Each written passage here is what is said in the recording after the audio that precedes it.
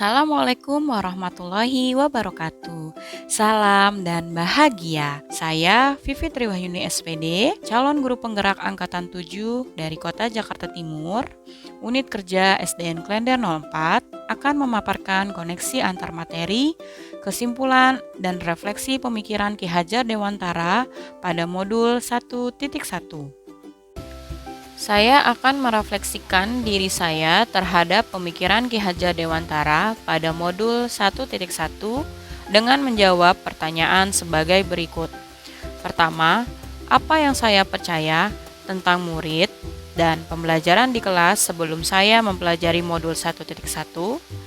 Kedua, apa yang berubah dari pemikiran atau perilaku saya setelah mempelajari modul ini?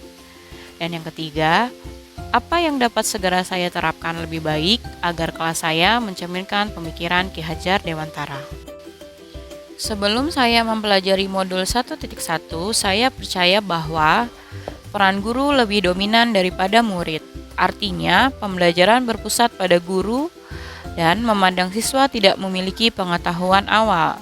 Guru memiliki kewenangan penuh terhadap pembelajaran. Kedua, ketuntasan materi dan KKM. Saya hanya mengajarkan siswa supaya mencapai ketuntasan materi dalam kurikulum, dan siswa dapat mencapai nilai KKM, tanpa memperhatikan kebermaknaan pembelajaran yang saya lakukan. Ketiga, saya menganggap semua murid memiliki kemampuan yang sama. Saya menyampaikan pembelajaran kepada murid dengan sama tanpa memperhatikan kemampuan yang dimiliki murid. Saya menggunakan gaya belajar yang sama terhadap murid, yang padahal mereka memiliki gaya belajar yang berbeda-beda. Dan yang terakhir, saya terlupa dalam melakukan refleksi pembelajaran. Seringkali saya jarang melakukan refleksi di akhir pembelajaran. Padahal, refleksi ini dapat membantu saya menjadi lebih baik untuk kegiatan pembelajaran selanjutnya. Refleksi juga dapat menumbuhkan jiwa berani mengeluarkan pendapat pada murid terhadap proses pembelajaran yang dilakukan. Dengan adanya refleksi, murid dapat menyampaikan pembelajaran yang seharusnya atau pembelajaran yang menyenangkan yang dapat mereka terima dari gurunya. Pemikiran saya yang berubah setelah mempelajari modul 1.1. Yang pertama, pembelajaran berpusat pada murid. Jadi, siswa mencari sendiri pengetahuannya. Guru tidak mendominasi pembelajaran lagi. Guru sebagai fasilitator yang hanya mengarahkan siswa untuk dapat mengkonstruksi pengetahuannya sendiri, sehingga terjadi pembelajaran sepanjang hayat. Saya juga merubah tujuan pembelajaran, yaitu bukan hanya pencapaian materi dan KKM. Pendidikan bukanlah sebatas pencapaian kurikulum, tetapi pendidikan bertujuan untuk mencapai keselamatan dan kebahagiaan setinggi-tingginya. Ini artinya pembelajaran yang dilakukan haruslah yang menyenangkan dan memiliki kebermanfaatan bagi murid untuk kehidupan di masa depan. Yang ketiga, pembelajaran sesuai kodrat alam dan kodrat zaman. Murid pada dasarnya memiliki kemampuan yang telah dimiliki sejak lahir. Kemampuan berbeda-beda ini tentunya harus disikapi seorang guru dengan memberikan pembelajaran yang menggunakan gaya belajar yang sesuai. Dalam pemikiran Ki Hajar Dewantara, saya menjadi tahu bahwa mendidik murid haruslah sesuai dengan kodrat alam di mana siswa itu berada dan kodrat zaman menggunakan teknologi yang berkembang sesuai perkembangan zaman. Dan yang terakhir, saya harus melakukan refleksi di akhir pembelajaran. Refleksi dapat dilakukan dengan menuliskan perasaan mereka setelah pembelajaran berlangsung atau dapat menyampaikan secara lisan di depan kelas. Diharapkan kegiatan refleksi ini dapat menumbuhkan budi pekerti murid yang percaya diri dan memiliki sopan santun dalam berperilaku, khususnya dalam menyampaikan pendapat. Penerapan yang segera saya lakukan agar mencerminkan pemikiran Ki Hajar Dewantara. Pertama, menuntun murid bukan menuntut, atau menerapkan sistem among. Menurut filosofi pemikiran Ki Hajar Dewantara, guru mempunyai tugas among atau emban atau momong yang berarti mengemban. Maka, guru diibaratkan seorang pengasuh atau fasilitator yang mempunyai peran mengasuh, membimbing sang anak dengan ikhlas sesuai bakat dan minat yang diasuh. Maka, seorang pendidik hendaknya mencermati garis kodrat kemampuan siswa agar jiwanya merdeka lahir dan batin. Anak-anak mempunyai kodratnya masing-masing. Guru mempunyai tugas mulia untuk menuntun kodrat anak tersebut. Melalui pendidikan, guru akan menuntun anak yang sudah mempunyai kodrat baik akan menjadi lebih baik lagi. Yang kedua, melakukan tes diagnosis awal. Murid memiliki kemampuan yang telah dibawa sejak lahir. Untuk itu, sebagai seorang guru, saya perlu melakukan tes diagnosis awal untuk mengetahui gaya belajar yang sesuai kemampuan murid masing-masing. Dengan demikian, pembelajaran akan tercapai, yaitu pembelajaran yang bermanfaat dan bahagia. Penerapan yang ketiga yaitu menerapkan pembelajaran berbasis kearifan lokal. Pembelajaran haruslah menyenangkan, karena kodrat anak adalah bermain.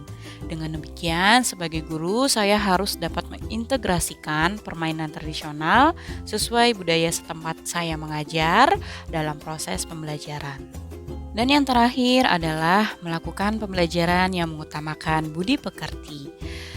Budi pekerti dapat diartikan sebagai perpaduan harmonis antara gerak pikiran, perasaan, dan kehendak atau kemauan, sehingga menimbulkan tenaga atau semangat.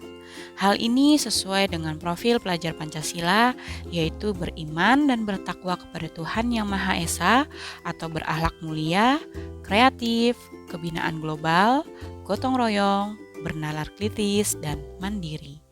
Diharapkan pembelajaran yang dilakukan dapat mencapai tujuan pendidikan yang sesungguhnya.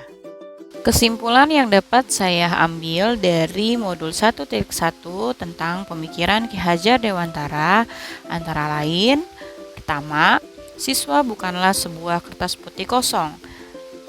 Pemikiran Ki Hajar Dewantara bertolak belakang dengan tabula rasa. Menurut Ki Hajar Dewantara, siswa bukanlah kertas kosong yang bisa digambar sesuai keinginan orang dewasa. Tapi, anak lahir dengan kekuatan kodrat yang masih samar-samar.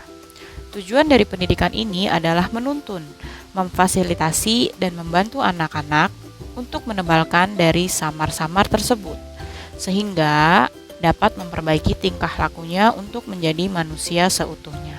Kesimpulan yang kedua adalah pendidikan yang menuntun. Pendidikan adalah menuntun, yang artinya menuntun segala kekuatan kodrat yang ada pada anak-anak agar mereka sebagai manusia dan sebagai anggota masyarakat dapat mencapai keselamatan dan kebahagiaan setinggi-tingginya. Dalam hal ini, pendidik hanya dapat menuntun kekuatan kodrat yang ada pada anak agar dapat memperbaiki tingkah lakunya. Jadi, tidak dapat memaksakan kehendak pendidik kepada murid.